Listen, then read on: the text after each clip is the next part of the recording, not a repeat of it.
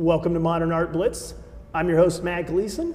Our guest right now, live at the Dronebox Studios, an artist I've worked with whose work, it blows me away every time I see it. Curt Lemieux. Curt, how you doing? Hey, good. How are you, Matt? Welcome, welcome, welcome. We got a good crowd here tonight. You feel free to clap.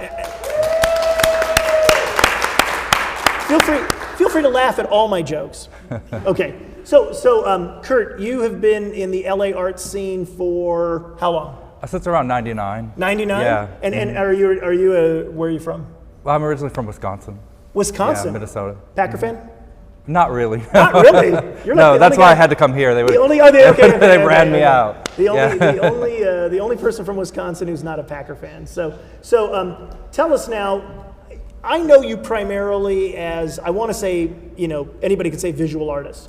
But when you say drawings, for example, do you consider yourself a drawer? I mean, a painter? Is there a way to sum it all up? Yeah, drawing is the foundation of what I do. I would say that I always go back to line. But, I'm really interested in process and materials. And so I've been using a lot of enamel lately, mixing a lot of different paints together. And so really it's all just an excuse to draw. So yeah, and even a lot of people back in 99, back through the early 2000s, they considered me a performance artist because I was hanging a lot with performance artists. I was doing a lot of performative things. And even still today, people talk about performance a lot in connection to what I do. But really, it's... You never trained as a performance artist? No, and it was all an excuse to draw. Everything is an excuse to draw. Because it requires a lot of training, Exactly, a lot of training, yeah. Hey, so laugh at my jokes, please! Okay, so what are we looking at here? Well, this is a piece that I did. It was a study for a piece I did at Lace. Deborah Oliver curated Irrational Exhibits 10. So this was a study for a large tape drawing. So it's about 20 feet, about 15 feet tall, and maybe spanned maybe 20 feet. This drawing was, or this is just a study? This drawing. This is a study. Can we look at this without us in the way? Is there a way, Nolan? Is there a way to remove us? There's me removed. No. Curt, come back. We have high tech here. Dronebox, spare no expense, high tech. Yeah. And is it now no title? No, this is I Was Betty Ann, June 6, 1984. For the piece at Lace, I was doing a lot of posters for performances that will never take place. And I also did some costumes that people can never wear.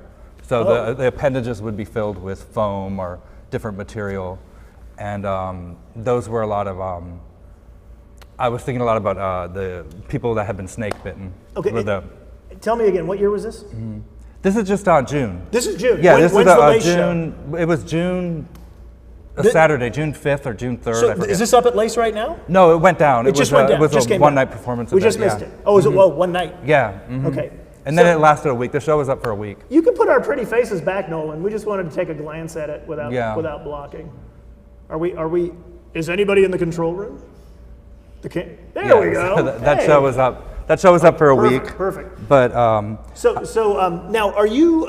You've shown a lot. Have you ever been represented by a gallery? No, I haven't. You're doing the free agent thing, right? Yeah, pretty much. Yeah, I did a show in September in Minneapolis at Sioux Visual Arts Center, and a lot of that work sold. But that was, a nonprofit. We love sales. We love sales. Wait. Nonprofit sales? Help me out on that. Yeah, it was it's an art center. And then the commercial galleries, which are basically nonprofit too. So yeah, exactly. So let's can we take a look at what can you disappear us again? Stop. Yeah, this is a piece that I did with a former student, Fabian Pablo. I'm working with Fabian Pablo, Marley Van Peebles, and Christian Larrazabal. These are all former students of mine. Okay. And he made a drawing, and this is my interpretation of his drawing on the wall with tape. Okay. So he made this little sketch. How big is this?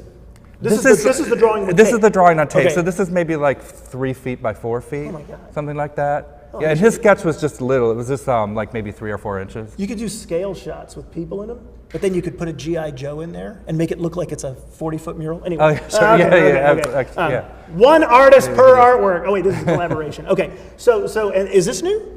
Yeah, this was shown at the Armory in Pasadena in the community room. Okay. There, we did a bunch of collaborative stuff in that room. That was September-ish. And so in the fall. What school are you teaching at that you're collaborating with your students? Cortina School of Visual Performing Arts. Where's that? It's Grand Arts on Grand and Chavez. It's a big shiny metal wow. building that goes up. Yeah. Yeah. Is that is that a college, a high school? No, it's a high school. It's a high LAUSD school. Yeah. Is it Rem Koolhaas as the architect? Who was I the don't architect? know who built it. You know Yeah, who I'm built not it? sure. Yeah, it's somebody. Yeah, it's somebody. the big shiny one. Yeah, the big shiny across from the cathedral. Every time I take Uber Pool from Chinatown, you know what Uber Pool is? Yeah, exactly. Yeah. We pick somebody up at that school. Yeah, probably. Those A kids lot of are kids, all Uberers. Yeah, a lot of people. I guess they all are now. It's Yeah, legal. so, It's legal, kids. I think you had to be 18. They're all. You know, Oh, okay. so- Well, I think a lot of their parents dial it up, and then Yeah, exactly. So you're collaborating with high school students. former students. Yeah. Former students. Okay, so they graduate, Yeah. and then you say, "Let's make art been a together." few of them, yeah. And is there? I mean, I'm looking at these installation things, thinking, you know, you're saying you sold stuff. I've sold your stuff, but Yeah. it really, you really pierce that line between the commercial and like this is impossible to sell. You know what I mean? Yeah, exactly. I mean, and a lot of think people you aspire to that, right? Yeah, a lot of people look at the work, and especially maybe younger artists or different types of artists, and they really say, like, they see the commercial potential. They say, you should do this, you should do that. And, you know, I'm tempted sometimes to make you know, prints or books or magazines or, you know, kind of push the work in a commercial arena, but I don't know, it all happens in the studio for me, and I really like to keep the work alive and moving, and sometimes it just seems like the work kind of ends at that point. If you owned a So- coffee shop, every fourth customer who came in would say, "Oh, here's what you should do." So it's Yeah, it's the same. exactly. No matter You what should- you do, yeah, it's not just artists stuck with this either. So okay, so can we take a look at this one without us? Yeah, I'm glad we're looking Oh, at there we this go. because Wow. this is a show that just went down in Culver City at a small gallery. I was the inaugural exhibit. This artist named Chris Michael Ballard and his brother, no, Patrick Michael Ballard and his brother Chris Ballard, they're together. I call them Vincent and Theo because the brother just kind of built a garage. He outfitted his garage into this gallery space, and you know, I was really happy to show with them. It's a really nice space. It's a really intimate space. But this work is all based on the Pentecostal practice of snake handling. Oh, really? I've been thinking a lot about that, and they drink strychnine.